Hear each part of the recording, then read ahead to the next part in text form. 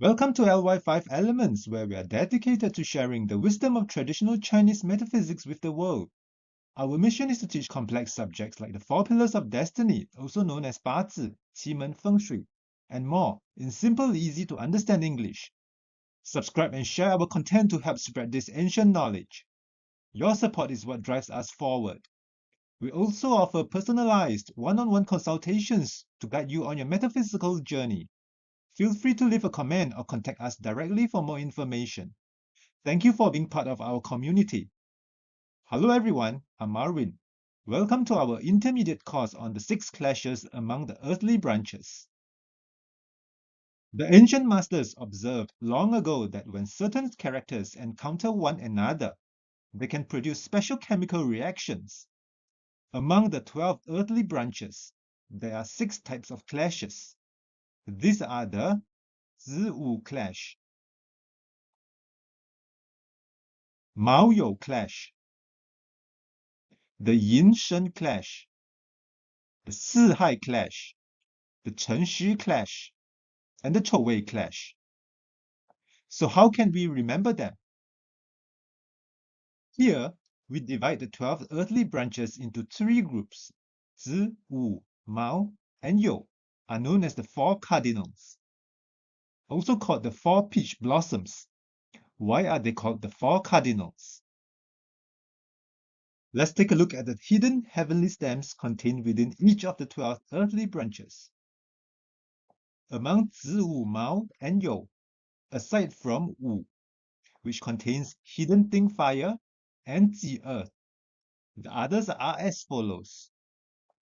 Mao contains Yi wood, Zi contains Gui water, and You contains Xin metal. Each of these branches holds only a single type of Qi within it, which is why they are called the 4 cardinals. Their Qi is very pure, and each of them represents one of the 4 peach blossoms' position. That is why they are known as the 4 cardinals and the 4 peach blossoms. Yin, Shen, Si, and Hai are known as the 4 traveling horses and the 4 stages of growth. Within them are contained metal, water, wood, fire, and earth.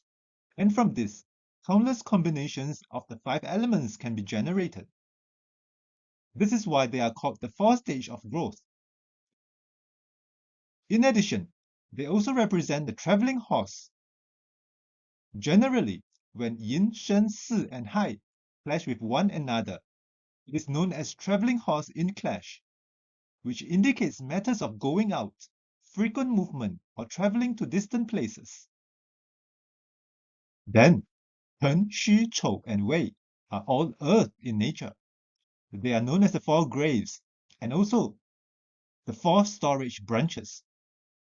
We will discuss this in detail later on. Here are the hidden heavenly stems contained within Pen, Xu, Chou, and Wei for completeness. When we analyze a person's Bazi chart, the physical appearance of their relatives, the 6 relationships is also interpreted using this framework. Generally, if a certain palace contains Zi, Wu, Mao, or You, the relatives represented by that palace tend to be more good-looking. Relatives associated with Yin, Shen, Si, and Hai come next, while those associated with Chen, Xu, Chou, and Wei tend to have a slightly less attractive appearance. You can remember this by dividing them into 3 groups: Zi, Wu, Mao, and You. Yin, Shen, Si, and Hai, and Chen, Xu, Chou, and Wei. With this in mind, the 6 clashes become easy to memorize. Zi clashes with Wu, Mao clashes with You, Yin clashes with Shen, Si clashes with Hai, Pen clashes with Xu, and Chou clashes with Wei. These are the outcomes of the 6 clashes. As for what events these clashes bring about, we must look at the palaces in which they are located within Bazi chart. We know that a Bazi chart is divided into 4 pillars: the year pillar, the month pillar, the day pillar, and the hour pillar. Recall that the year pillar represents one's ancestors, parents, and early years of life, while the month pillar represents parents, siblings, social relationships, and one's youth. What issues can arise when different palaces clash with one another? Particularly, what kind of events occur when the year pillar and the month pillar clash? First, the parental generation may leave their ancestral home and go elsewhere to seek a livelihood. What does this mean? It means that the parents leave their own parents, move to another place and establish a new life there. In addition, for the native himself or herself, this also indicates a tendency to leave the ancestral home. From a young age, the native may leave their hometown to develop elsewhere. If they remain in their hometown, they are likely to encounter various difficulties and continual misfortunes. Only after leaving their place of origin can they develop smoothly. These are some of the typical manifestations of a year-month clash. In actual practice, you can verify this when making judgments, and the accuracy rate is very high. Furthermore, this configuration also implies unfavorable conditions during the early years, because the year pillar represents one's childhood and early life. The early years correspond to the schooling stage. Generally, people with a year-month clash tend to dislike studying. Even if they achieve academic success, it is usually through growing up in adversity from a young age. If both the heavenly stems and the earthly branches of the year and month pillars clash, it is known as a heavenly clash and earthly clash. In such cases, the situation becomes extremely serious. It can often be directly concluded that the person experienced a life and death crisis during childhood, or even the possibility of early death. Some individuals may pass away in their teens or early 20s because their year stem and month stem clash. This part of the 4 heavenly stem clashes that we studied earlier, where the earthly branches also clash. When both the stems and branches clash, the issue is extremely severe, indicating a strong sign of early death. If the person survives, it usually means that they experienced a major life and death ordeal during their early years. These are the types of events that can occur with a year-month clash. Now, there is another situation known as a month-day clash, which occurs when the earthly branch of the month pillar clashes with the earthly branch of the day pillar. The month pillar represents parents, social relationships, and one's youth, while the day pillar represents the self and one's middle years, and the day branch is the spouse palace. What kinds of events occur with a month-day clash? First, during one's youth and middle age, there is a strong tendency to travel far from home and establish a career elsewhere. This means not living in one's hometown, or leaving the parents to live independently elsewhere, or experiencing frequent travel and constant movement during that period. In addition, after marriage, the native tends to live separately from the parents. If they do not live apart, it is easy for tension and disharmony to arise between the spouse and the native's mother. When the month and day clash, the spouse palace is also affected. The month branch is also known as the month commander, whose influence is very strong. When the month commander clashes with the day branch, the spouse palace is damaged. This indicates that either the native is unwilling to marry or that marriage comes with great difficulty and many obstacles. If marriage occurs at an early age, conflict often arises between the spouses after marriage. In more severe cases, divorce may occur during youth or early adulthood. This is because the month pillar represents youth, while the day pillar represents one's middle years. Divorce before the age of 36 is considered a manifestation of this pattern, as the spouse palace is severely affected. Furthermore, since the day pillar also represents the self, a clash from the month commander to the day pillar also suggests the presence of chronic or latent health issues within the body. Day-hour clash refers to a clash between the day pillar and the hour pillar. The day pillar represents oneself, the spouse palace, and one's middle age, while the hour pillar represents the children palace and one's later years. This configuration indicates that after marriage, there will be constant conflicts with disharmony in the marital relationship, lasting for half a lifetime. Spouses are prone to becoming entangled in issues related to their children, leading to disputes and even divorce. This is a symbol of being unfavorable to one's children. The specific way this manifests depends on the information shown in the hour pillar. In more severe cases, one may even be unable to have children. In other cases, children may be born, but if the hour branch contains many inauspicious spirits, the children are likely to be disobedient and unfilial. If the child star is associated with 7 killings, the child may be prone to illness, or in more serious cases, physical disabilities, or the child may suffer premature death, and so on. This is because the clash directly affects the hour branch, which represents one's children palace. Furthermore, when a clash between the day and hour heavenly stems and a clash between the day and hour earthly branches appear simultaneously, it indicates a relatively short lifespan, roughly around 60 years. This is because the hour branch represents one's later years, covering the period from about age 45 onward.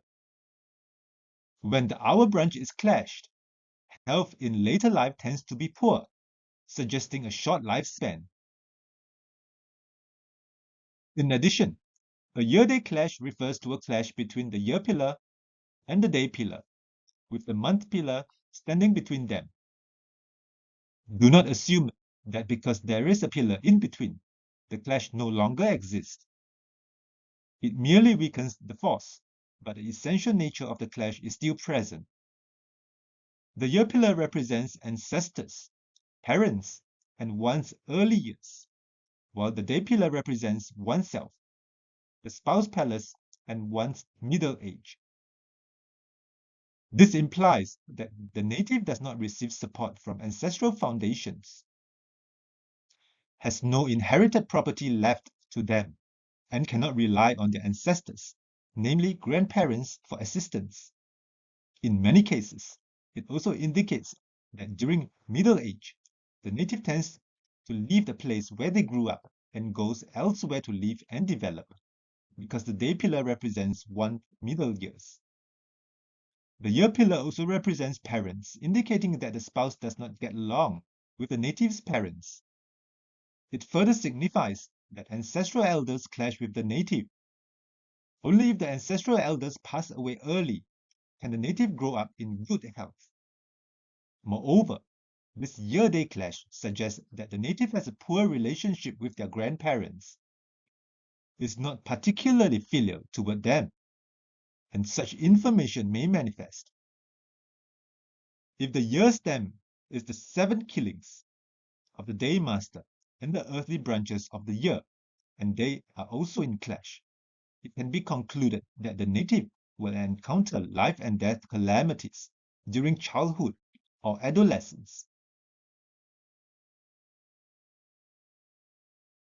The month pillar represents parents and one's youth, while the hour pillar represents children and one's later years. What information does this convey when they clash? It indicates that parents are unable to help to take care of one's children, and it is also unsuitable for them to do so. If the parents do help with childcare, the children are likely to fall ill frequently. For a female native, after marrying into another family, her parents-in-law will likewise not help take care of the children. Since the month pillar represents parents and the hour pillar represents children, this configuration symbolizes parents being unable to assist with childcare. If the hour pillar contains official or resource stars, and the month branch clashes with the hour branch, it indicates loss of official office or dismissal in later life. In more serious cases, it may even signify imprisonment. Many people in leadership positions appear to do well initially, yet fail to preserve their reputation in later years. When they reach their 50s or 60s and are nearing retirement, problems arise, leading to removal from office or even imprisonment. This very well may be caused by a clash between the month pillar and the hour pillar. In addition, this configuration may also manifest as being as unfilial children who bring trouble or harm to their parents. This is something everyone can verify through practical case analysis and personal observation. A clash between the year pillar and the hour pillar. Many people believe that because there are two pillars in between, the year pillar and the hour pillar, the impact of the clash is reduced or even no longer exists. This is incorrect. Although the force of the clash may be weakened, the essential nature of the clash still remains, and it manifests as a clash. What does this indicate? It signifies that ancestors do not acknowledge the descendants, or that one must take root again in a foreign place. When does this rooting occur? It usually happens in later life when one leaves their hometown and starts a new life elsewhere, which benefits future generations.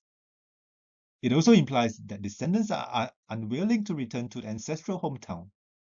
For example, those who travel overseas to study, or those who go to another city for university and never return to their hometown, often have this Bazi characteristic, namely a clash between the year pillar and the hour pillar. In such cases, if one does not leave the hometown, then in later life the family wealth may be exhausted due to various unexpected events. This is generally caused by health problems or illness and calamities affecting the spouse, leading to decline in old age. If, however, one leaves the place of birth and lives elsewhere in later years, these misfortunes can be reduced or even avoided. This is because the hour pillar represents later life, while the year pillar represents one's youth and early years. When later life is clashed by the year pillar, remaining in the hometown may result in loss of wealth and even physical health issues. This brings us to the end of the lesson for 6 clashes, part 1. In the next lesson, we will look at who wins and who loses in the 6 clashes, followed by some examples. Stay tuned.